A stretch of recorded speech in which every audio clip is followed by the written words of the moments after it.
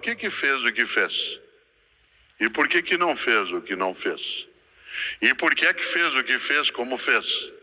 E por que deixou de fazer o que devia ter feito?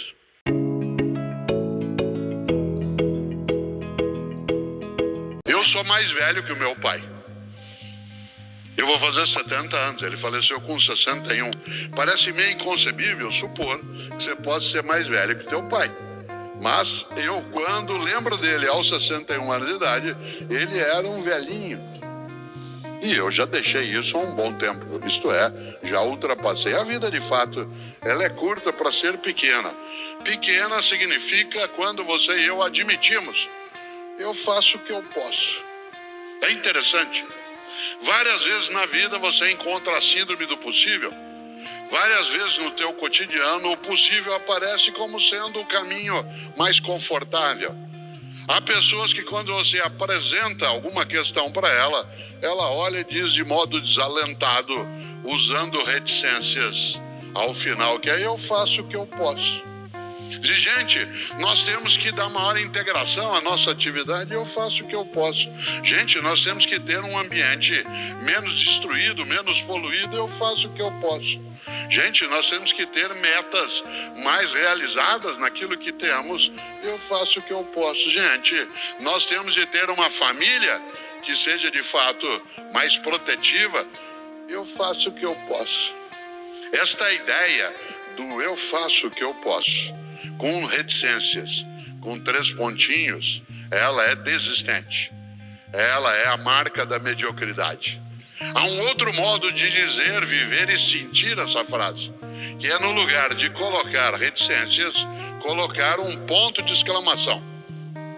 E aí, em vez da frase ser eu faço o que eu posso, ela se torna eu faço o que eu posso. Isto é, eu não deixo de fazer o que pode ser feito. Há uma diferença que não é, de novo, apenas de vocalidade. Quando eu digo eu faço o que eu posso, eu estou abandonando a possibilidade de reforçar o que tem que fazer. Quando eu digo eu faço o que eu posso, nós estamos entendendo que a pessoa, ou você, ou eu, fazemos aquilo que pode ser feito e não deixamos de fazê-lo. Fica clara a distinção. Eu faço o que eu posso. Aliás, pessoas que dizem muito eu faço o que eu posso, elas quase sempre, diante de qualquer problema, usam uma frase muito comum que é: que horror, alguém tem que fazer alguma coisa.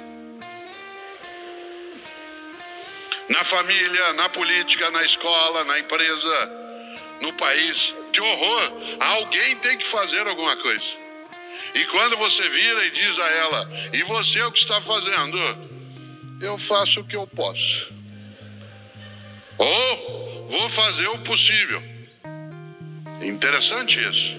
Porque essa perspectiva de encarnar de modo direto a ideia de uma vida pequena, além de curta, ela é muito forte. Nós temos momentos muito grandes na história, desta nação de Portugal. Para nós que nascemos no Brasil, e mais ainda para mim, que tenho mais idade, Portugal é uma referência na literatura, na cultura, na história. Eu estudei muito quando criança e depois na educação básica, o conjunto da vida, as histórias. Quando eu caminho, a primeira vez que eu venho, eu e Cláudio até aqui, o Porto, mas Portugal não é. Todo lugar que a gente hoje caminhava, assim que chegamos, tem uma referência. Quando eu encontro a ideia do infante Dom Henrique, isso faz parte também da minha trajetória. Quando eu encontro algumas menções à literatura, mulheres e homens que viveram nesse lugar, que a gente tem acesso no dia a dia, em tudo isso eu sempre me lembro que esta é uma nação que tem uma marca, por exemplo, religiosa muito forte. Haja vista que na próxima semana uma parte do país se desloca para a região de Fátima em função da sua crença, da sua perspectiva. Portanto, nós não podemos secundarizar o mundo da religião. E vez ou outra, quando eu encontro uma pessoa muito religiosa, mas que vive dizendo isso que eu estou dizendo agora, que horror, alguém tem que fazer alguma coisa, Especialmente se essa pessoa tem a mesma origem que eu, que é a formação cristã. Eu digo, você prestou atenção em algumas coisas de Jesus que a gente não pode esquecer? E atenção, tanto faz se você tem religião ou não, essa é uma escolha tua.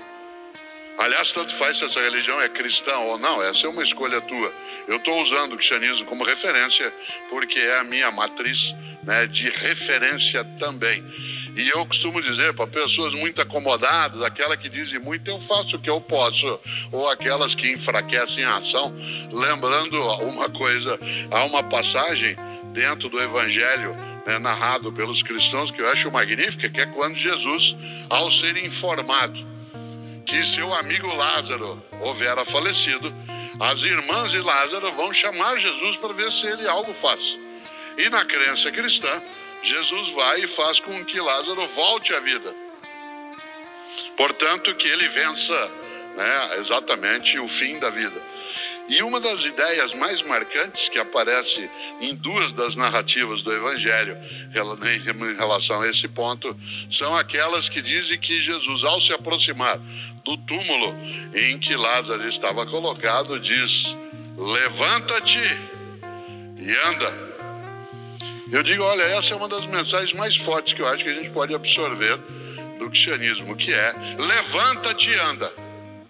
Para gente que diz muito, eu faço o que eu posso, e que tem algum tipo de relação com o mundo cristão, tem que lembrar que Jesus falou, levanta-te e anda. Ele não falou, levanta e senta mais um pouquinho.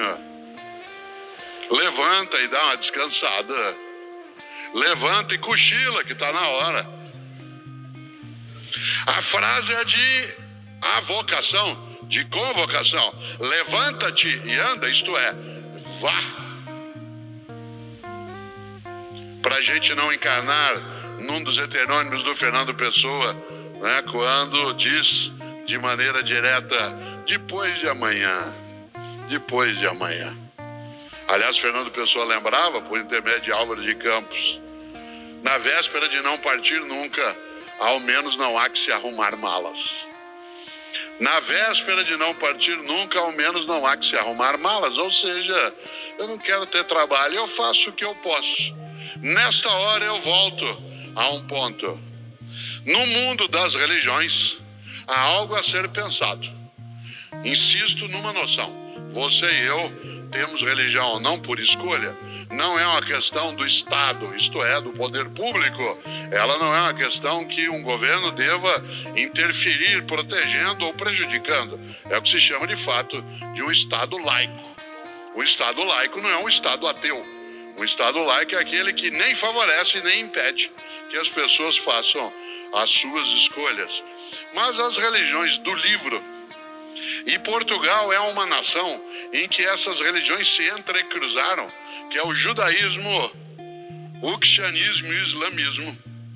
Essas três religiões que têm um livro como referência, e esse livro tem narrações que se entrecruzam, seja a narrativa dentro do judaísmo, seja a Bíblia dos cristãos, seja, né, o Corão dos islâmicos. Essas três grandes religiões falam de uma coisa para você e eu pensarmos. As três dizem que quando a gente se for, e você se vai, e eu também, que quando você se for, ou eu me for, haverá um juízo final. O que me assusta na ideia de juízo final não é ser final, é ser juízo. Dizem essas religiões que quando a gente se for, a divindade vai nos chamar num canto e falar, vem aqui para uma conversa, senta aqui comigo. E aí? Na tua vida, enquanto vivo estava ou viva estava, por que fez o que fez? E por que não fez o que não fez? E por que fez o que fez como fez? E por que deixou de fazer o que devia ter feito? Você sabe que tem gente que deixa para procurar as respostas só quando não dá mais tempo. E é interessante porque a ideia de que você pode crer ou não nisso, mas a noção de uma vida que, sendo curta, não seja pequena, ela nos coloca essa tarefa de, naquilo que fizermos, que a gente faça o melhor. E uma vida pequena é aquela que é medíocre, e a mediocridade é exatamente o abandono da procura do melhor naquilo que se deve fazer. Não o melhor do mundo, o teu melhor. Eu, Cortella, não quero ser o melhor do mundo, eu quero ser o meu modo de ser o melhor Cortella que eu possa ser. Eu não quero ser melhor do que você, eu quero ser o meu modo de melhor ser. Não é uma questão de arrogância, de petulância, não é uma questão de elevar, né, o queixo naquilo que se chamaria de soberba. Ao contrário, eu não tenho o desejo de ser melhor do que você, a menos que seja uma disputa humorada, como acontece num jogo de cartas, num concurso, numa partida de futebol. Isso traz ali a marca da brincadeira, a marca lúdica, mas na vida eu não quero ser melhor do que você, eu quero ser o meu melhor naquela condição.